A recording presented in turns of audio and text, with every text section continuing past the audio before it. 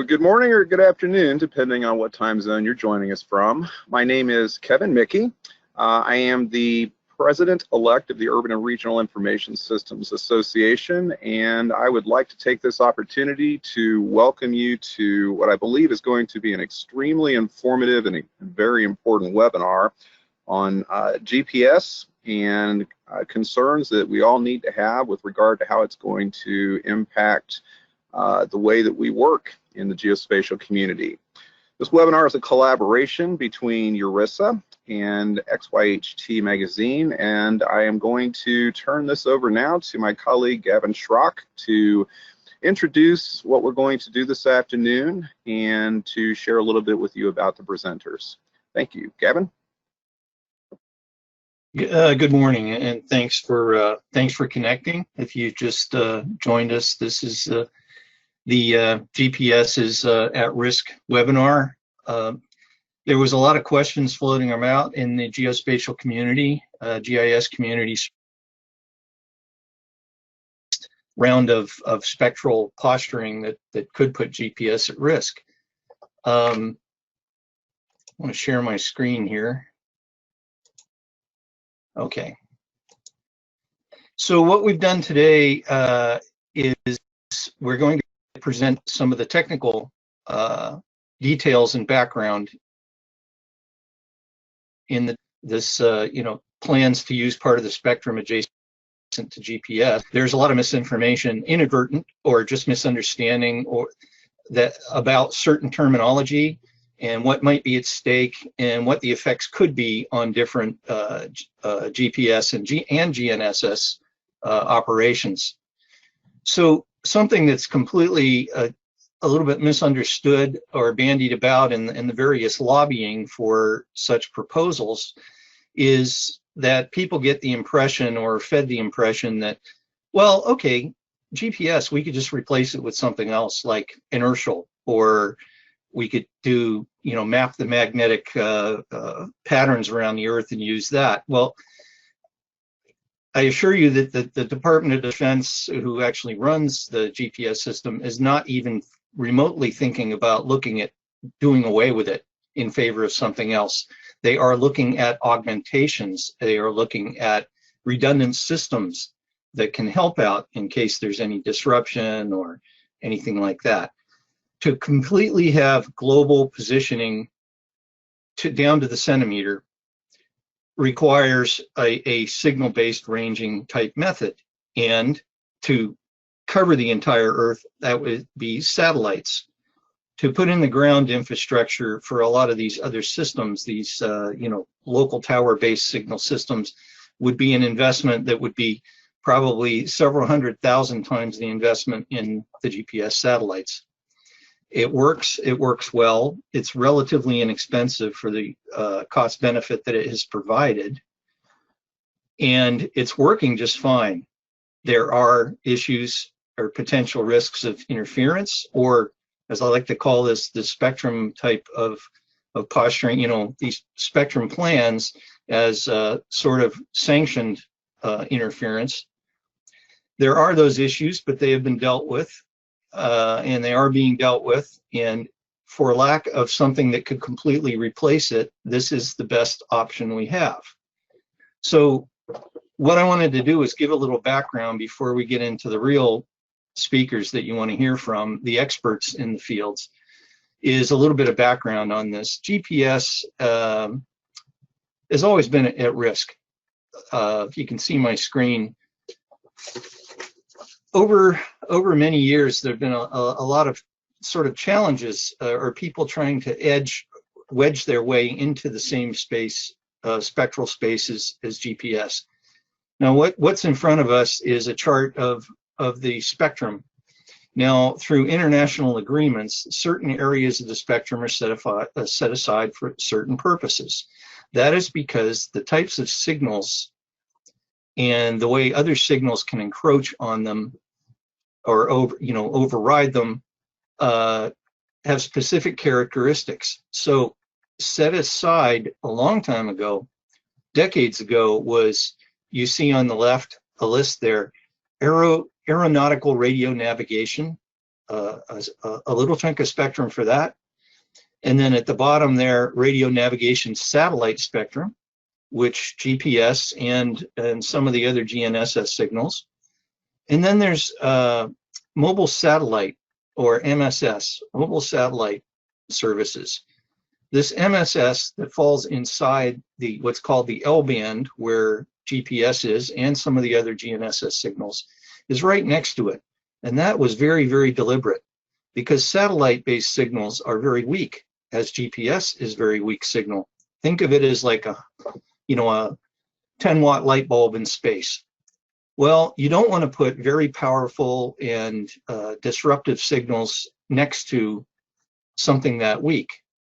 This concept is called the quiet neighborhood. Now, around the 1575 frequency where GPS resides, adjacent to it are other satellite navigation system band, and also this MSS mobile satellite service.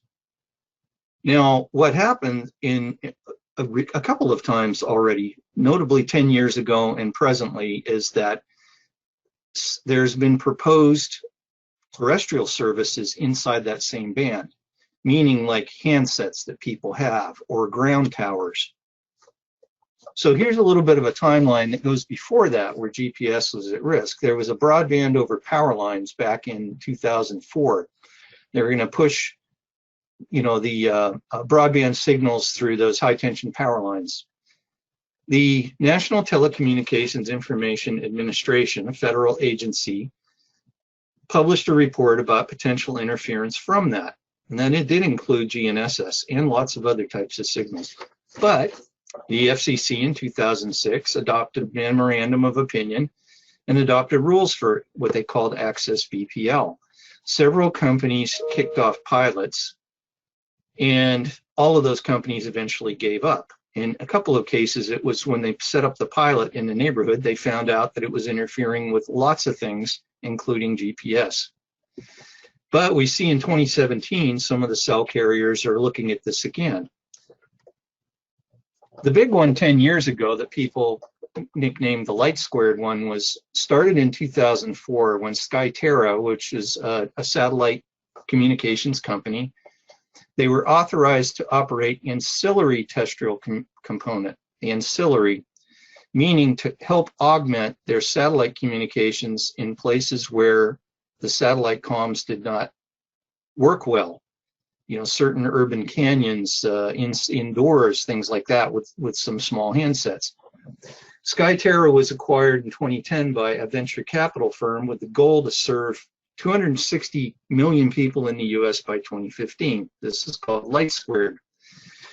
LightSquared requested the FCC to modify that ancillary terrestrial component for many thousands of ground stations, essentially thousands and thousands of cell towers. What this has been characterized as is sort of spectral alchemy. Alchemists in the Middle Ages were trying to turn things like straw into gold. Well, this little bit of band that they had, which was originally set aside for satellite communications, they wanted to just fill it with cell towers, tens of thousands of them all over the country.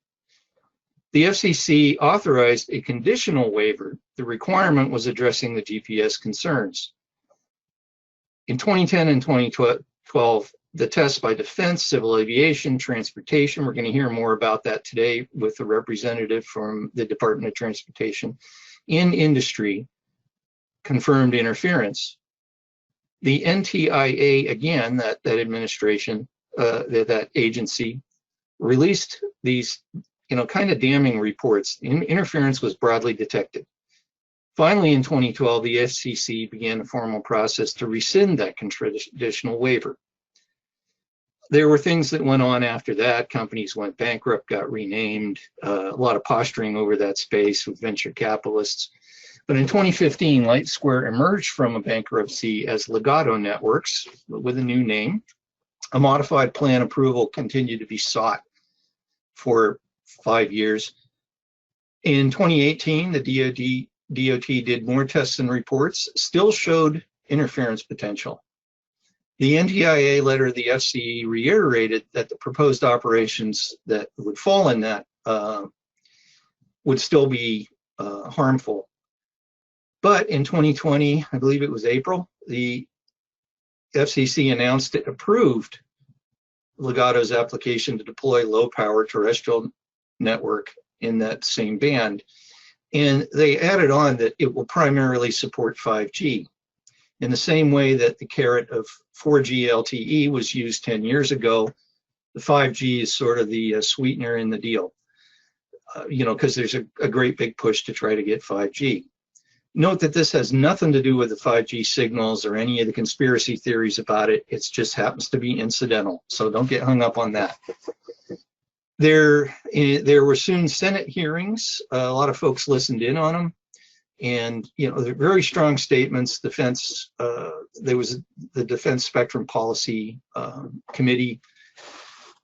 The FCC decision has been broadly opposed by lots of entities, transportation, even telecommunications industry, of course, geospatial industry, resilient navigation and timing folks, aviation. Remember that GPS is actually delivers the world's clock. Ironically, cell networks rely on GPS timing that is delivered by GPS to operate. Well, a lot of things do. International banking, all your cell networks, all your streaming services, your networks, So the comment period ended recently, and the FCC is still standing by its recommendations. Before I hand it over, I want to just put a couple of footnotes in here. So way back in the BPL broadband over power line initiative, there was the claim that it was really needed because there was a spectrum crunch. Well, even without BPL, mobile access continued to grow rapidly. During the 2010 sort of LightSquared era, there were so many people lobbying that said, my God, we're never going to be able to build out 4G LTE without this. We're never going to have rural broadband. Well, 4G LTE expanded rapidly and is actually going to be replaced. So 5G is rolling out rapidly without any of these proposed plans. Anywhere in the world where this is growing rapidly, 5G, 4G LTE grew, none of the other countries had to resort to putting something in the quiet neighborhood of GNSS to pull it off. The term spectrum crunch is widely used with skepticism within even the telecommunications industry. And one of my favorite quotes from a really good book, if you want to read up on this, the book was called It's Time to Stop Buying the Capacity Crisis Myth by Carl Bode. He said, anybody that warns of an unavoidable capacity crisis on wireline or wireless networks is lying in order to sell you something. I know that sounds cynical, but remember, all of this has moved on without having to compromise GPS. So here's another irony. People are saying we have to close the digital gap with the rest of the world. Well, wouldn't it be an irony if GPS kind of became a second-tier system because of this authorized interference, and that people turned to Galileo, GLONASS, and Beidou? Well, I'm a practicing land surveyor in my day job, and I use GPS every day, and the other day I tested it out. Yeah, I could. If GPS was compromised, I could use some of the other satellites, but even those could be affected as well. So I want to hand it over to Stuart Riley, our first guest speaker. He's going to give us some technical details and some background on this so that when there are discussions about this and you have to evaluate your stance on it or any actions you want to take, it's good to know the terminology. It goes in a little deep geek here, but that's important to show the context.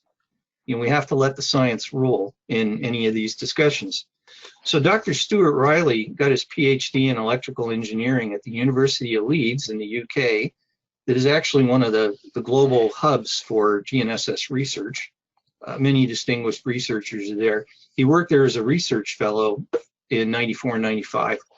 After that, he joined Trimble Navigation as a GNSS receiver designer. So he is the company's engineering director now and a fellow with Trimble Navigation. Dr. Riley, thank you for joining us. So can you hear me okay, Gavin? Can you see my screen?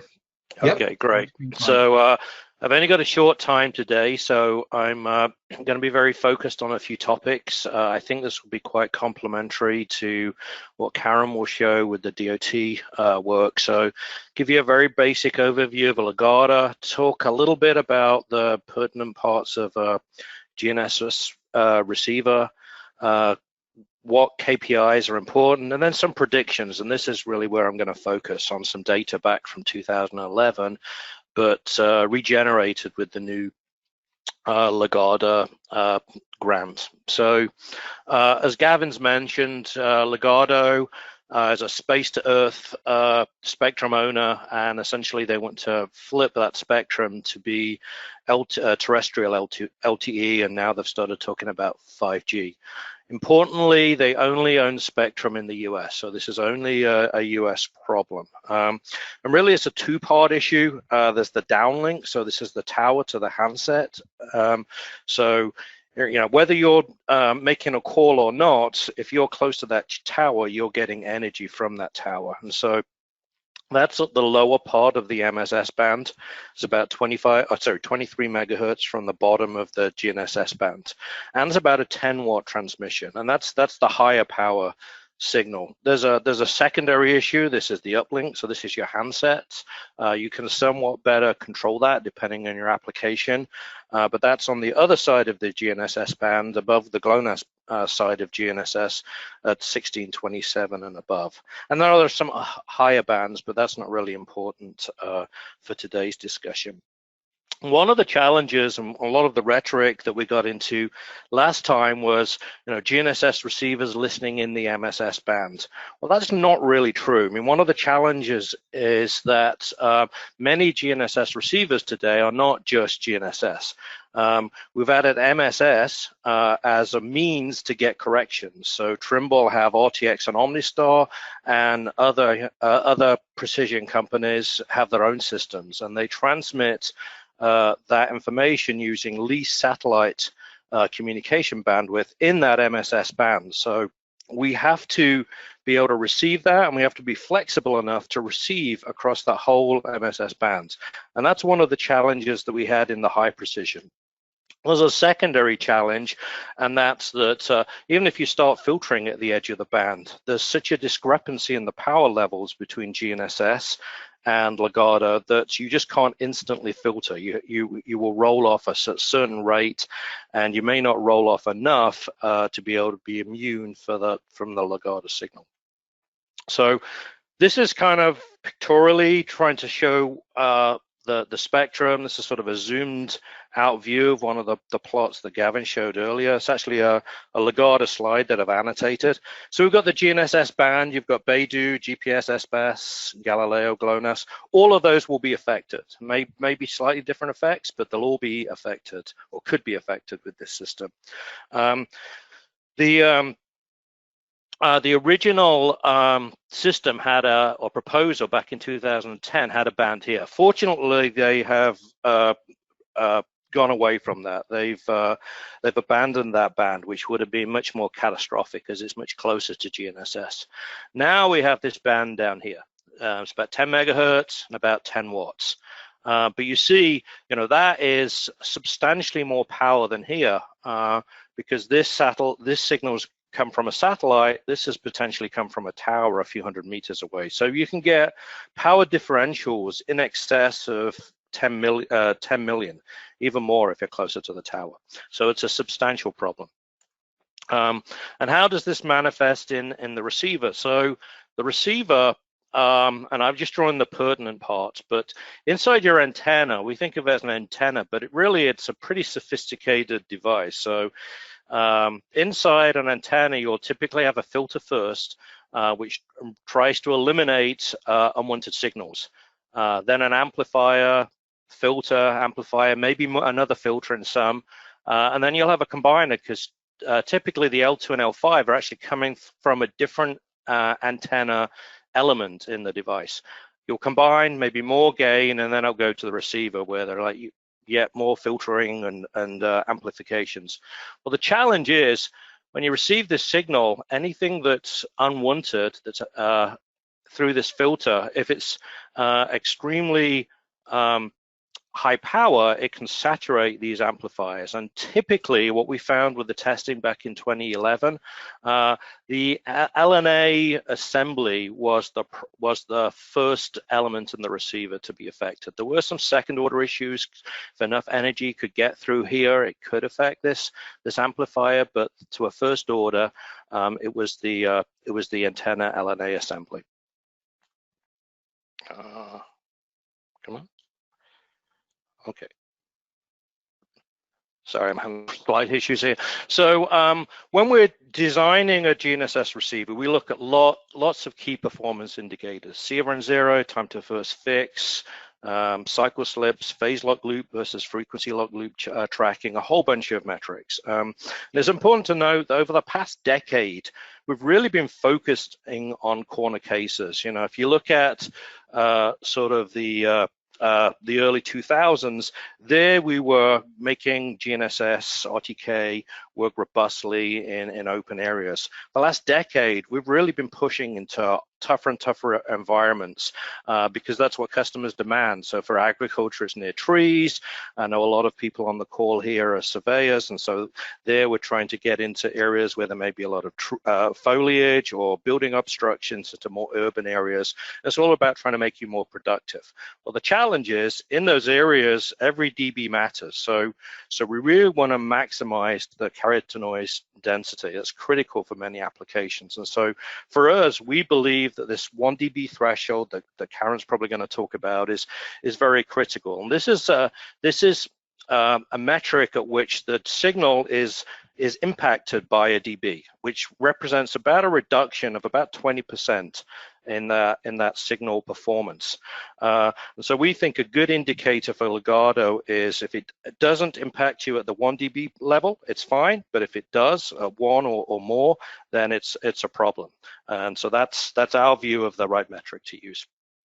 And to determine this, there have been thousands of hours of high quality testing, multiple rounds of testing at large US government labs, and some additional private tests. There have been some challenges with some of the testing. There are some tests, for example, that looked at position degradation. But for example, I just looked at a report last week, one of the reports out there, and they were looking at position degradation of precision receivers, but they weren't in RTK mode because they were at the meter level. And the challenge with that is getting RTK is much harder than getting an autonomous position. So these tests really do need to be very application focused. So what I'm going to spend the next sort of 7 minutes, 6-7 minutes is talking about real world performance. I'm often asked, you know, receiver X, how is it going to perform? And I usually say, well, it depends because there are so many variables here. But the one thing we do have is back in 2011, LightSquared then for 10 nights, for a few hours each night, did some live sky testing. So they broadcast on several towers around Las Vegas. Trimble and others participated. And we have a very good data set of the actual measured power from the Ligado signal. Now, the power grant has changed since then, but we know what they transmitted before. We know what they're allowed to transmit now, and so we can adjust all that data. So what I'm going to show you here is some data that's been adjusted to the new FCC modified license. But trying to predict real-world performance is very difficult. It depends on parameters of the transmit antenna. We don't know exactly those parameters today. Receive antenna, we do know. Propagation, and I'll be talking about that. And, you know, the LNA, talked about that earlier, and ultimately the receiver characteristics.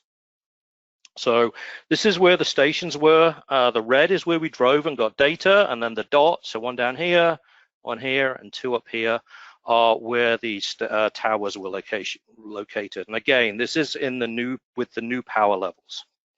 So the antenna, well, the antenna element itself has a little, not a lot, but a little natural rejection. So this is a Zephyr 3 antenna. So if I'm right under the antenna tower, the signal's coming down here, and it actually increases the gain by about 5 dB. So it actually makes it 5 dB worse if I'm under the antenna. However, if the Ligado tower is on my horizon, it's going to come in over here, and it will be about a 5 dB attenuation. So the antenna is naturally rejecting some of that signal. And that's because we don't want multipath signals, which are typically low elevation. We want signals from above. Likewise, the transmit antennas have very interesting characteristics. So this is a model from the antenna used in 2011. So it's trying to maximize all the energy coming out here. So this is about 40 dBm under this new grant. And you can see that the side lobes are about 10 dB or more lower. Well, they actually point this down a little bit because they want to get down to the ground. And that's called the tilt angle. And I think it was about 2 degrees back in Vegas, but you may imagine that they may tilt it down more. And what this does is this green line is a theoretical attenuation. But depending on tilt angle, you do get less energy here towards the tower. And I think what this is trying to do is basically provide a flat power across the cell coverage area. So you don't want to blast right by your tower, which does give us a little bit of benefit here. But this is one of the unknowns that we're going to have to live with here. From our modeling, we don't know quite what antenna they'll use and whether it will be worse in this area. So if we look at some real data, this is on a rural site, so a very open site in Vegas, the one at the southeast. And you'll see that there's no power here. That's due to this tilt angle of the antenna and the pattern of the antenna. But here you see the measured power as a function of distance. And you can see, importantly, it is going beyond the theoretical level. And this is because the theoretical is just a single path. You will sometimes get multiple paths that combine, much like GPS multipath. But you can see that theoretical level is a good bound. And so, one way to look at this problem is to look at the power level here, and then look at the DOT report and see whether a receiver will be affected as a function of range. I'm not doing that today, but that's something that anyone can do. Here's on the strip, the Las Vegas strip. Here we were probably never looking directly at the tower. There was limited places we could drive, and there were probably buildings in the way. And it just shows you the challenges we'll have. In one location at 300 meters, you might have minus 45 dBm, and another, you're going to be at minus 60 dBm. So you'll have a very big difference in power that you'll receive, and hence, differences in the performance of the receiver. This is two urban towers. So this is sort of not as low power as the strip, but not as high power as the rural area. If we put all the data together, this is what we get. So this is all of the data measured in that Vegas test. So there's about 120,000 points, but we're only showing data out to about 1 kilometer here. So there's more data that's not shown here. And so if we summarize that from a sort of Trimble perspective here, we believe that Ligado poses an industry-wide problem for the deployed equipment. We oppose the FCC order and believe that the FCC should have rejected the Ligado application. So unanimous recommendation by various agencies, and Trimble, along with many other parties, has asked the FCC to rescind the decision. What I've shown you today showed the expected power level based on the 2011 data, which is with the modified transmit power. One of the missing pieces is what will happen close to the tower, which will very much depend on the transmit antenna characteristics, but it does give us a good model to then plug into some of these other tests and look at vulnerabilities with real sort of power numbers and real scenarios.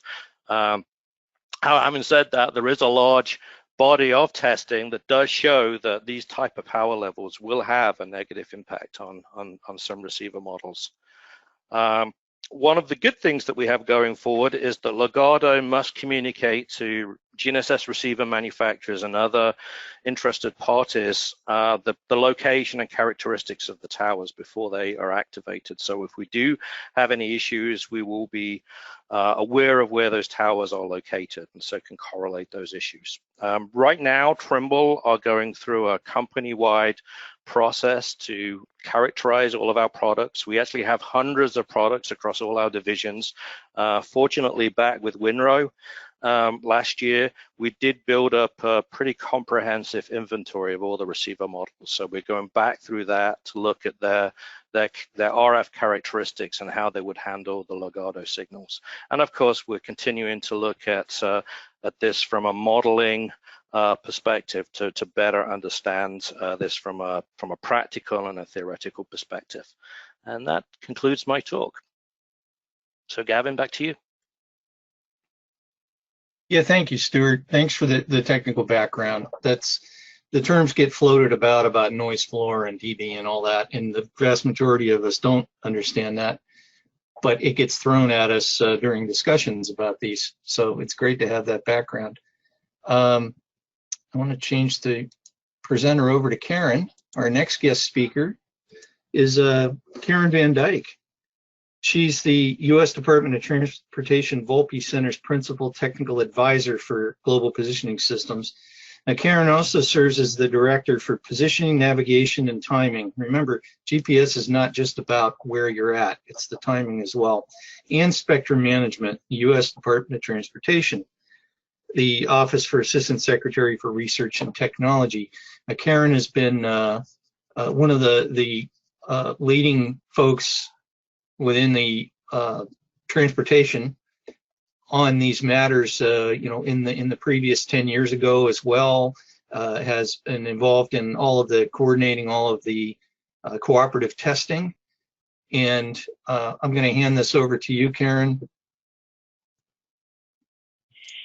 So as background to the Department of Transportation's adjacent band compatible force, and through the various tests that were conducted throughout 2011, demonstrated that there would be widespread interference to GPS. And Department of Transportation at the Deputy Secretary level co-chairs the Space-Based Positioning, Navigation, and Timing Executive Committee with Department of Defense. And so in January of 2012, after all of the test results had been analyzed, both Deputy Secretaries of Defense and Transportation wrote to NTIA recommending that no further testing be conducted, and that there was no proposal that had been set forward that would be compatible with GPS. And then that was subsequently sent to the FCC. Shortly after that letter was sent, our Department of Transportation Deputy Secretary at the time really challenged us within DOT and to what power levels would work, and I think had tremendous foresight that this issue was not going to go away, and saw the challenge at hand that for the government to continually conduct testing is extremely resource intensive, both personnel and dollars to conduct these levels of tests. And so he really, challenged us to turn the equation around and understand what level of tolerable power in the adjacent band receivers are compatible with. And so that really set forth our adjacent band compatibility assessment, and in large part led by the Office of the Secretary of Transportation for Research and Technology, OSTR, and the Volpe Center based in Cambridge, Massachusetts, part of OSTR. And so we conducted extensive testing. We put together a plan. We held public workshops to have input into development of that plan. And as you can see on this slide, there are various components to the testing, the radiated testing, the wired in the lab, as well as extensive antenna characterization. And all of the tests were based on the 1 dB CNR degradation. We did look at other performance characteristics such as loss of lock and impacts on time to signal acquisition. But it was definitely a way to really get a handle on the levels that can be tolerated, and I think we're in a much better position now to understand the current order and authorization that has been issued by FCC. Next slide, please.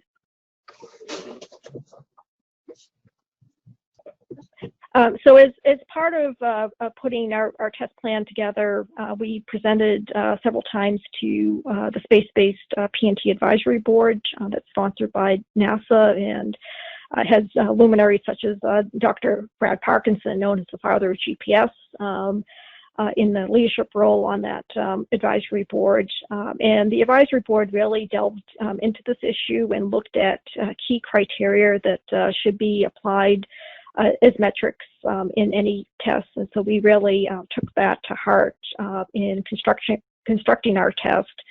And it was very much a partnership between DOT and others in the interagency to evaluate their receivers, and we worked also very closely with industry. So that last point about including GNSS expertise being open to public comment and scrutiny, we again went to great lengths to engage the industry and hold stakeholder workshops to obtain feedback. But again, that top metric was applying the 1 dB interference protection criterion, which has certainly been advocated by all of the GPS receiver manufacturers. Another key aspect was recognizing multi-GNSS, so not only evaluating GPS-only receivers, but that we are in a multi-GNSS environment and understanding that the impact to multi-GNSS receivers, particularly those used for high-precision applications. Next slide, please. So again, we worked with a number of our federal partners across NASA, Commerce, Coast Guard, Interior, Agriculture, and really reached out to the industry, and we really appreciate all of those who participated as part of the testing that took place in 2016, and Trimble was one of those receiver manufacturers who participated in the testing. And we conducted testing using the White Sands Missile Range Anechoic Chamber, and then followed up with some additional testing in Zeta Associates lab, and then Ryder Corporation conducted extensive antenna characterization. And in the spirit of the openness and transparency, we did post all of our work, so you can see the link to gps.gov.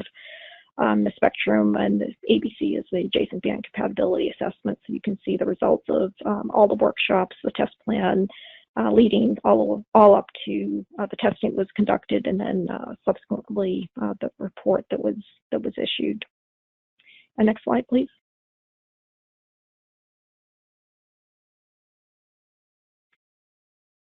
Oh, I think, yeah, thank you. And so here's a picture of the anechoic chamber, and you can see the various antennas that were included. We had 80 receivers in total that were part of this test, and separately, the Department of Defense conducted their military user equipment testing. And again, we were looking at all signals of interest to GPS and GNSS that might be impacted by the adjacent band.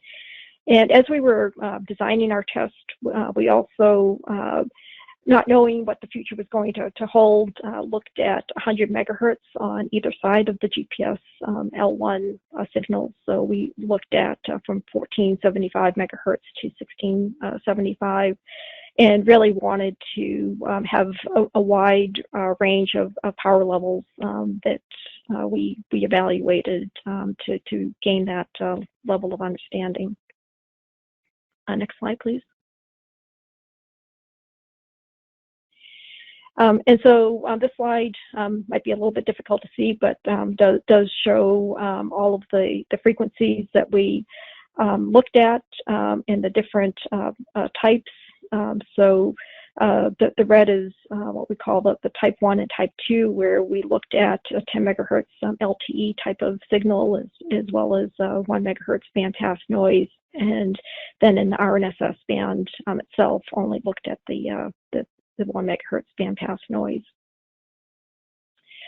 And then, oh, yeah, you can go on to the next slide.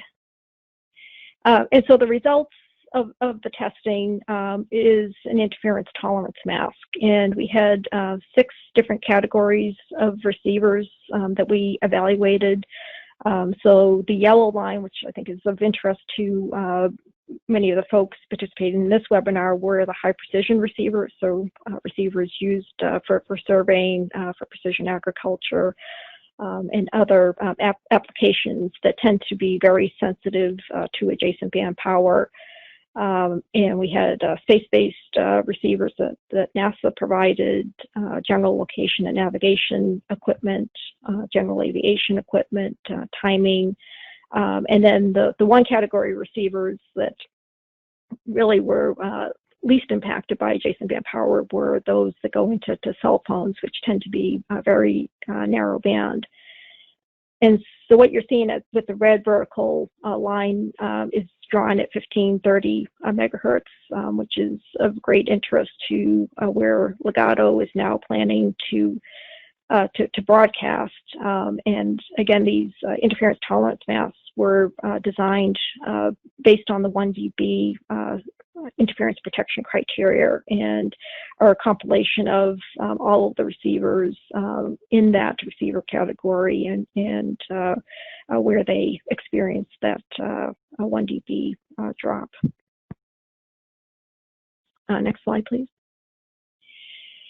So to try to kind of put all this in perspective, we put together use case scenarios and really looking at, in an operational environment, how close a GPS or GNSS receiver might get to the base station that would be deployed. And so operational environments with receivers on the surface, you see a drone, so we can have receivers at altitude, and of course we're very concerned about aviation as well, and there was a complementary part of the DOT assessment that looked at certified aviation that FAA undertook and is included in the final DOT report, but we'll not focus on that effort today.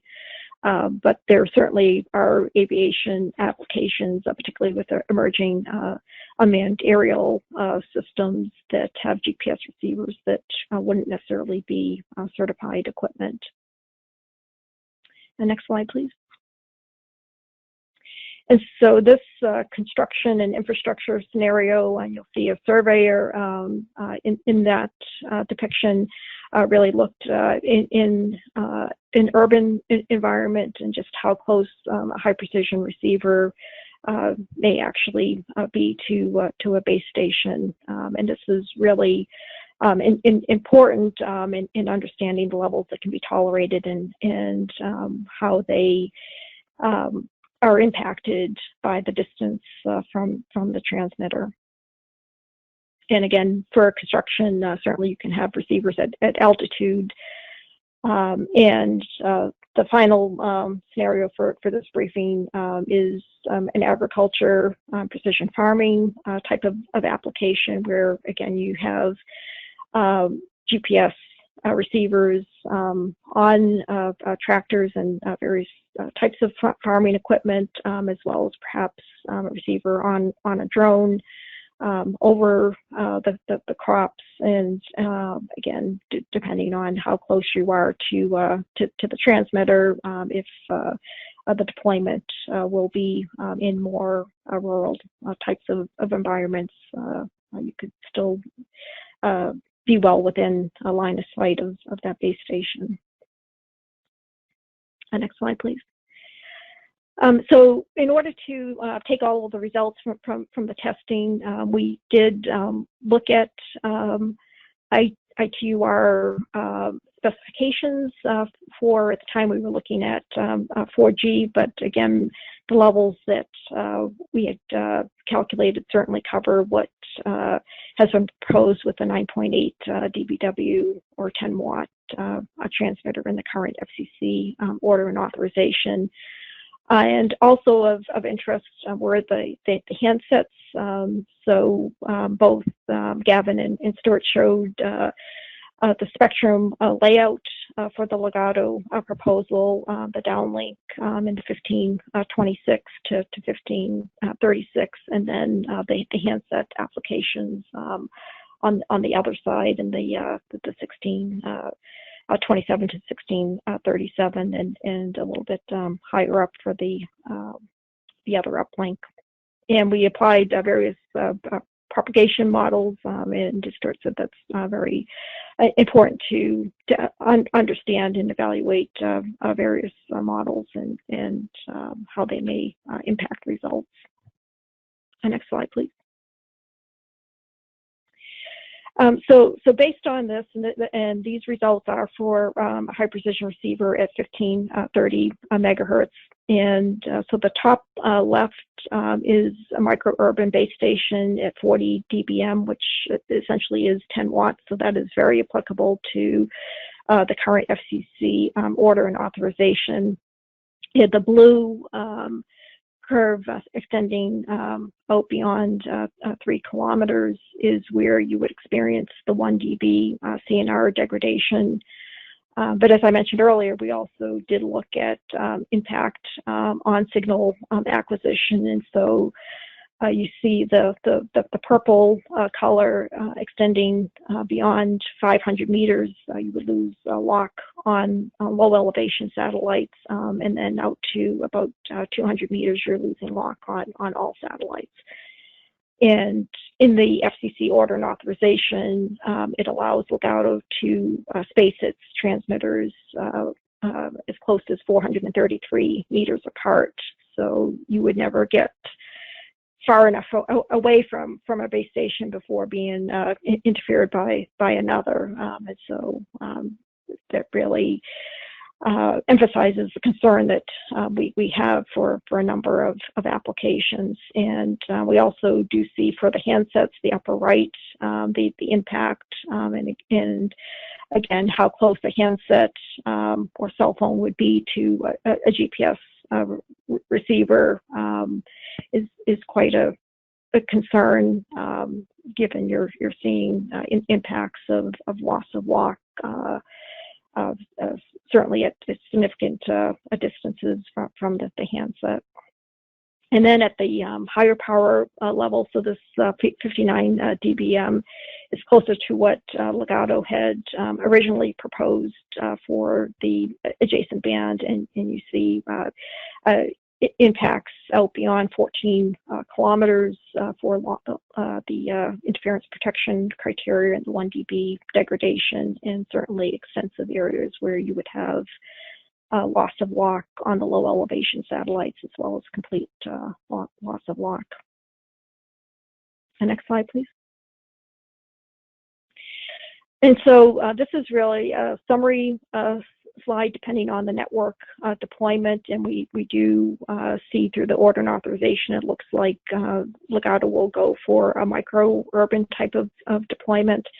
But this result is ultimately what we were trying to achieve in understanding the power levels that can be tolerated, and you can see that they're certainly much lower than the 9.8 dBW or 10 watts that is in the FCC order and authorization. And for GLN, which is your general location and navigation equipment, HPR, the high precision, the timing, all will be significantly impacted based on the much higher power that's proposed in the adjacent band.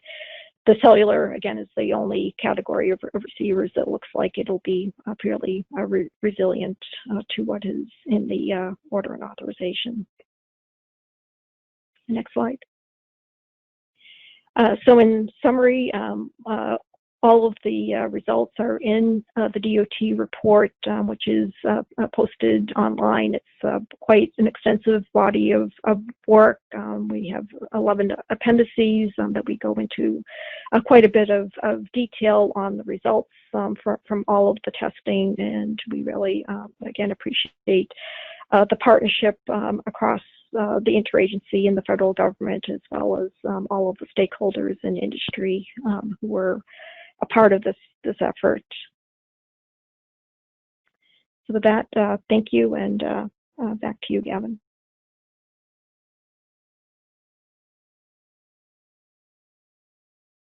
And thank you for all of the assistance with the slides. Sure. Sorry. Yeah. Sorry. It's I fumble over this a lot. I'm going to leave this slide up because it's got a link to your report. Thank you, Karen. Really appreciate that. We're going to go into questions. We originally set aside 20 minutes for questions, so we may go over. Apologies to anybody that has to leave early, but we're going to go into some questions, and I will hand them off to our speakers. There's some very technical questions somebody's been posing about.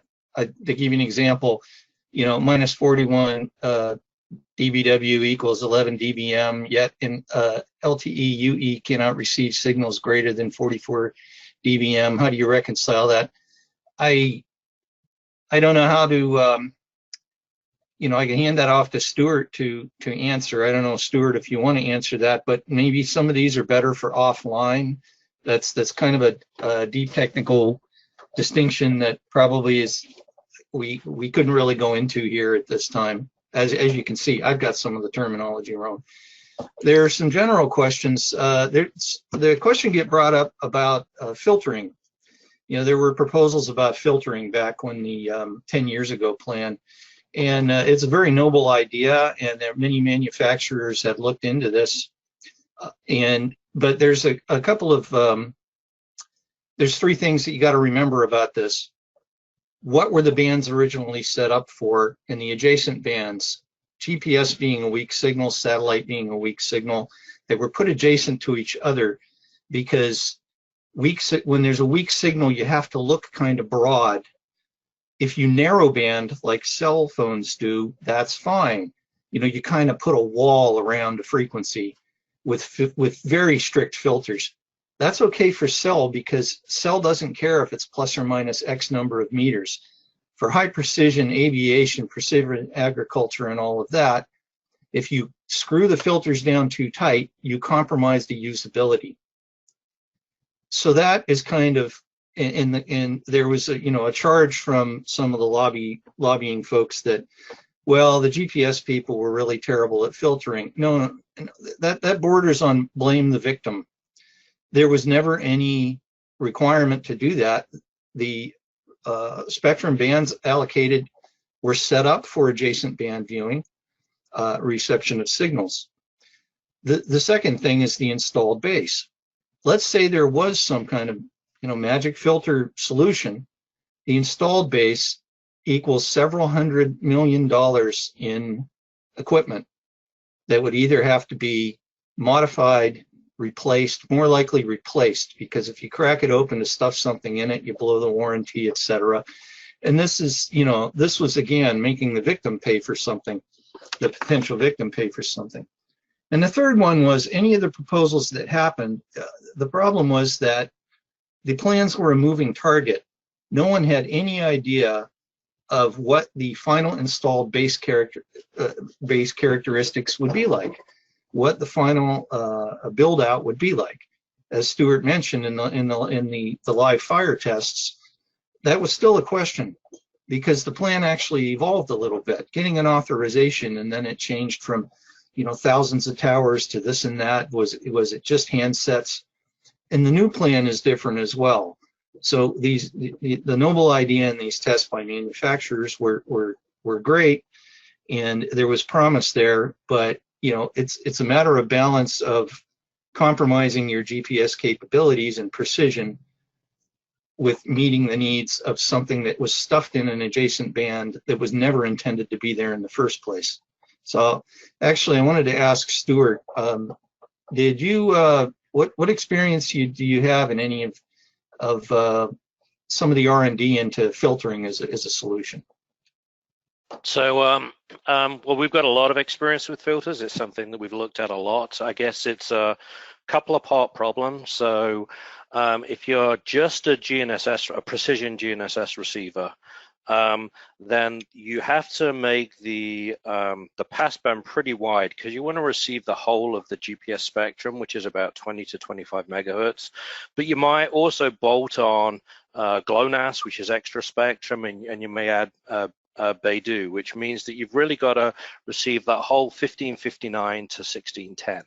And then, as you said, we have historically assumed that that band adjacent is a satellite to Earth band, so relatively quiet. So we put a filter there, but it is going to roll off somewhat slowly. And as you saw in my diagram, I had multiple stages of filtering. So, we have many generations of receivers, and they have different filters in them for things that we've learned over the years. But the other challenge is, and I sort of addressed this a little, is a lot of precision units are trying to produce a PPP corrected position. And in order to get those corrections, many manufacturers, Trimble included, have leased spectrum in the MSS band. So we actually have to receive the MSS band. So that's in our filter. No matter how tight we have the filter, we're passing all that energy to the receiver. So the problem is very nuanced. It's going to depend on receiver model. It's going to depend on what it was, designed to do. Was it GNSS only, or was it MSS? So it's not a sort of a one sentence soundbite answer, but yes, it is something we've looked at quite a lot over the years, Gavin. Yeah, thank you for bringing up the L-band augmentation signals as well. There's more of this going on in all the constellations and commercial and public services for sending augmentation signals by L-band satellites, which also fall in the MSS band. So you filter it down too tight, you miss that. Somebody asked a question about screwing down the filters. Would that just be firmware or replacement? No, there are certain things that could be done algorithmically, but when filtering is physical, I mean, there's cascade and cavity filters and ceramic, it would likely be either a massive upgrade on something or a full replacement. There's questions about what would be some common problems we'd see in, say, the surveying world, longer occupations never getting fixed, etc. As Karen's slide showed, depending on the distance from the base station, it could be you're not getting anything at all to you're getting chopped up, compromised signal. Lots of things could happen. There's also harmonics. A signal hits something and spirals off and creates all kinds of secondary things, but you may not be able to mitigate multipath as well. So there's a whole host of things that would happen depending on how far you are from the tower. Another question was, is there a map of the proposed towers? Well, no. Again, this is at the point of getting the authorization, and then the build out would be figured out later. So there's a thing about there has to be a notification about a tower going in. Well, that's great. So they tell you the tower's going in. What do I do? Just plan on never using my RTK rover in that neighborhood ever again? In the one 10 years ago, LightSquared did not have their own towers, so they tried to make a deal with Sprint to use the existing towers. Well, something that kind of funny that came up out of that was they had promised this as a way to get rural broadband, but a map showed that the Sprint towers didn't cover some of the areas of the jurisdictions of the politicians that were promoting the plan the most. And the other thing was the satellite, in their own document to the FCC, it showed the satellite capacity wasn't that great, and the costs ended up, pennies per kilobyte, turning out to be a $10,000 gigabyte if you used that satellite link solely for your internet. But I digressed a little bit. Couple of questions here. Why is Ligado interested in this part of the spectrum? Why didn't they just apply for a different one? No, it was the other way around. A venture capital company bought a kind of a satellite company that wasn't doing so well at a relatively bargain rate, and they purchased it because it had that ATC, that ancillary terrestrial authorization, so they could take it and then stuff terrestrial into that space. So there was things about, hey, trading off some other spectrum for that. could we just trade off to other spectrum? Other spectrum proposed was the stuff that the weather-sown balloons and weather systems use, or military. I'm trying to find a question here for, in an urban scenario, what path loss model did you use, or did you measure LTE downlink power? Question for Stuart and Karen. Well, let me start off and then I can hand over to Karen. So everything I did was on measurement. So LightSquared back in 2011 set towers up. They set them to maximum power, and we drove around and we measured the received LTE power in that band. And so the model I showed, the free space loss, was just a simple free space loss, no modeling on top of that. So the blue dots in those plots were simple measured data as we drove around. I know Karen used some modeling in her work, so I'll pass it over to her now. Yeah, thank you, Stuart. So in our assessment, we used also the free space path loss, but also a two-ray model, as well as the ITM, the irregular terrain model, and all of those results are included in the DOT report. Oh, I was muted. Question from a reader, listener. I read that the FCC draft letter that there is no shared spectrum. The letter specifies Ligado will be following these strict conditions. 99% reduction for downlink operations. The second one is 23 megahertz guard band with own licensed spectrum. I'd like to know if these conditions would be enough to mitigate the risks described in this webinar. Any thoughts, Stuart or Karen? Let me start off. So the the data I've presented are with those new license terms. So and I know that DOT looked at that. So I'll let Karen complete her thoughts. Yeah, thank you. I completely agree and appreciate both Stuart and Gavin making the point about the adjacent band used for MSS corrections, and that there are receivers designed to receive in that adjacent band. So referring to it as a 23 megahertz guard band is misleading. Certainly a significant reduction in the transmit power from what we initially saw in 2011. But again, the power differential is significantly higher than what these receivers can tolerate. So the bottom line is we are still extremely concerned and stand behind the data in the DOT report, and unless the proposal is reduced to meet those levels, we feel there definitely will be widespread interference. Okay, here's a couple of other questions. Has anybody done an industry impact study? If you go online and look for the Save Our GPS Coalition, you'll see a lot of great materials on that. And they also point to a study about the value of GPS. Levin authored that. There's the GPS Innovation Alliance, also has some other materials. And then you go to the gps.gov, they also point to it.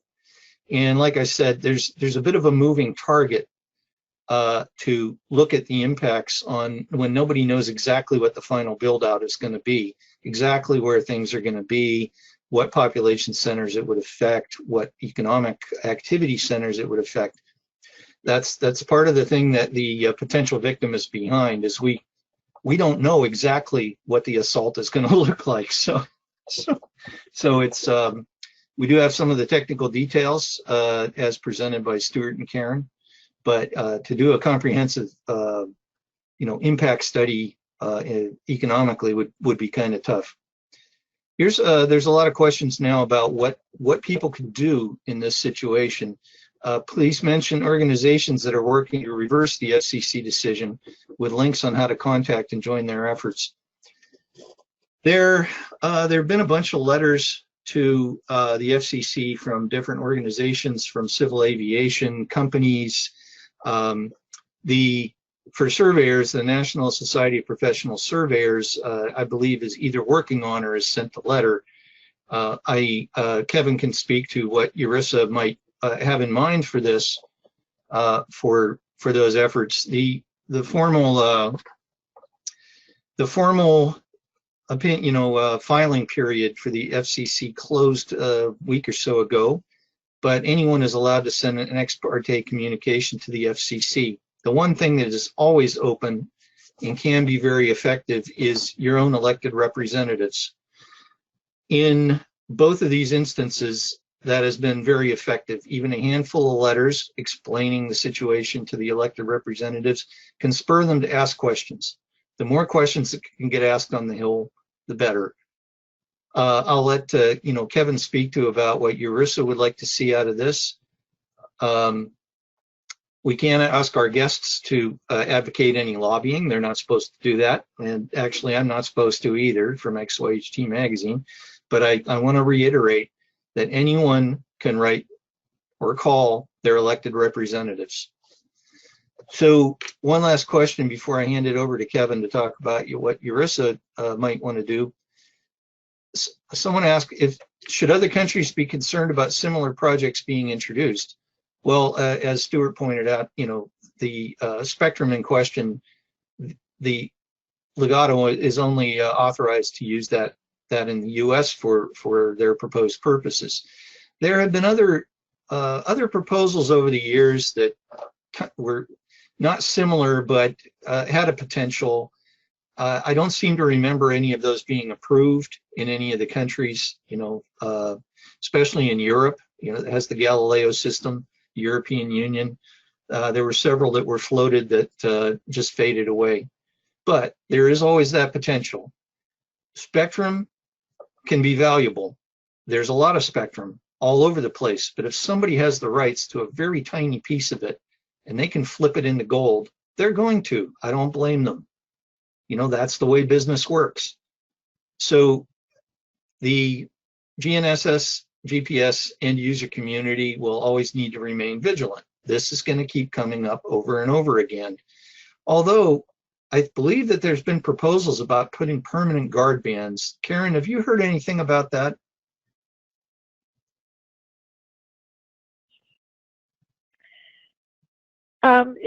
Certainly, it's been a thought that's been floated, but nothing formally in terms of a guard band. I think it's really the point that you made, Gavin, up front of having like type of allocations in adjacent radio frequency bands, and certainly the results of the DOT testing showed that GPS is quite compatible with mobile satellite service. Okay, thank you. So part of this is that the effects wouldn't be immediately recognizable to the general public with regards to their cell phone. They go, hey, this is working just fine. Well, the cell phone doesn't care how precise it is, but it's all the other ones. They compromise timing, networks, precision, machine control, precision agriculture, civil aviation. Those impacts would eventually, be visible to the general public. So with that, okay, potential timelines for a build out, if this is allowed to move forward. I've been looking for that. I know that they would want to do it within a few years. There's a lot of moving parts to it. But as the first few towers go up, and there's the people in the local communities have to keep an eye on what the effects are and provide that feedback. So I'm going to hand it over to Kevin to talk about what ERISA might have in mind. Some people have asked for a follow-up webinar to talk about what they can do individually. I'm not sure what we can recommend beyond their, contacting their individual elected representatives. Or Kevin, is there something ERISA might want to do in this matter? Kevin had to jump, but I'll take that. Nicely done, Gavin, Karen, and Stuart. Very, very well done. Those of us that hear about this, it's really nice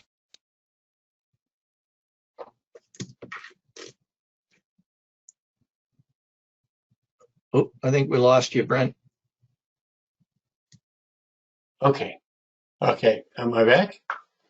Yep. Okay. Policy-wise, it appears the FCC has made their decision, and this will have to be revisited at some point by FCC, and contacting your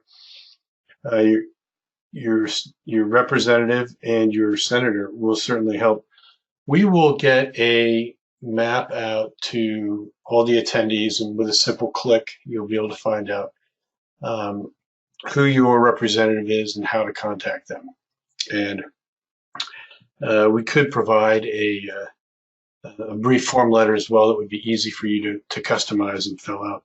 I know that I contacted Senator Warner. I live in Virginia, and I got a response back very quickly. So I think some may know quite a bit about this, and some may not know nearly as much.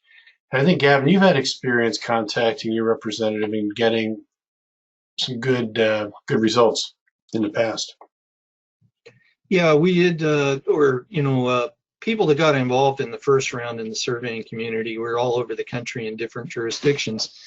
And there was a slight partisan tilt to where what people wanted in approving this plan, or if lobbyists got to them before the end user community. There was some cases where we wrote to the representatives, and what we got back from a staffer was cut and pasted from a LightSquared page, praising the plan. In other cases, there were deep questions, and we actually got to visit some of the representatives on Capitol Hill that wanted us to explain the details and show them some slides. So it did have an effect the last time, and it could have an effect now if a broader community of end users, and nowadays with in the GIS community, certainly the bring your own device for higher precision mapping now, like with Esri Collector with peripheral high precision GNSS antennas. There's more people out there using the high precision in our respective geospatial segments. So there's more potential folks that could get harmed, or find out there's a Swiss cheese of places they can work effectively. So I'd encourage everybody that is either directly out there in the field using this stuff, or rely on the data that is collected by the handhelds, the survey units, the drones, the mobile mapping systems, anything that has a GNSS component, to take a hard look at this, contact your representatives, ask your professional organizations to perhaps send letters in the way the NSPS is doing. It's the ball's in our court again, and it will probably be again and again. Well, I want to thank, it's very good, Gavin, nice summary. And I'll close this out for Kevin. I would like to thank on behalf of ERISA, Gavin, you did a great job moderating this, and you speak English the way most of us do, and Stuart and Karen for filling in the details on what this is really about. So when we read the articles and we read more information, we're informed as to what that is. We may need to have another webinar because there were a lot of questions, and I don't know if we can get to all those in another format. But with that said, we are just a few minutes over our time. And again, thanks, Stuart. Thanks, Karen. And thank you, Gavin. Yeah. Thank you, Brent, for putting this together. All right. Thanks, take care. Karen. Thanks, Stuart. All right. Thank you. All right. You take care, everybody. Thank you. Bye.